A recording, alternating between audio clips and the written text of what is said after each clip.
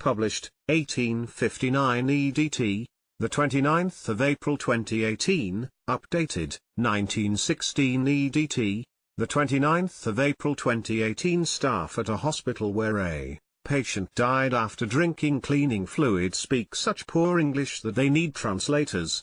An inquest heard. A coroner expressed concern that failing to understand the language could have contributed to a situation which meant Flash was put in a water jug and drunk by Joan Blaber, 85. The tragedy took place at Royal Sussex County Hospital in Brighton last September, and led to Mrs. Blaber's death. The hospital admitted it still does not know how the deadly liquid ended up in a water jug.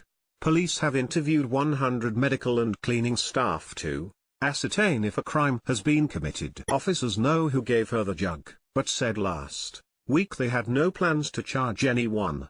A jury will determine what happened at a full inquest later in the year, but further details emerged during a preliminary hearing at Brighton Coroner's Court. A coroner expressed concern that failing to understand the language could have contributed to a situation which meant Flash was put in a water jug and drunk by Joan Blaber. 85. Coroner Veronica Hamilton Delay said it was very worrying that the matter remained unexplained 8 months on, and that it still had to be asked if it could happen again.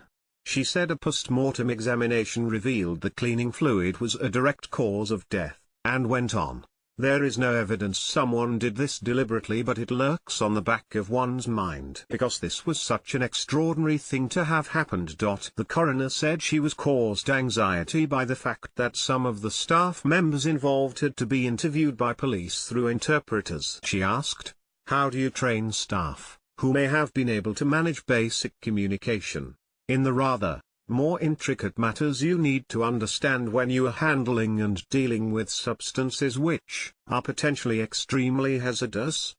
Detective Inspector Julie Wakeford, of Sussex Police, confirmed a nurse involved in the incident was interviewed in English with the assistance of a Spanish interpreter. She added that there were no plans for any criminal charges to be brought against any individuals, and insufficient evidence to bring a corporate manslaughter charge against the hospital trust.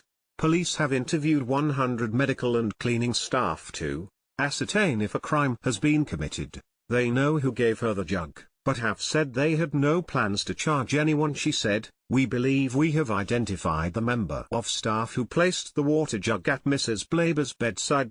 We know later when she was given her medication it contained Flash cleaning fluid. We don't know how it came to be in there. After interviewing 90 to 100 people we are still not any closer to finding the answer to that." Lawyer Andrew Perfect, representing Brighton and Sussex University Hospitals NHS Trust, said, "We have no idea how it came to pass that cleaning fluid was in a jug that was designed only to hold water. In response to fears that other patients could be killed in the same way, Mr. Perfect said the cleaning fluid had been removed from the wards and was no longer used by the trust." The Care Quality Commission has carried out its own investigation, which is due to be published this week.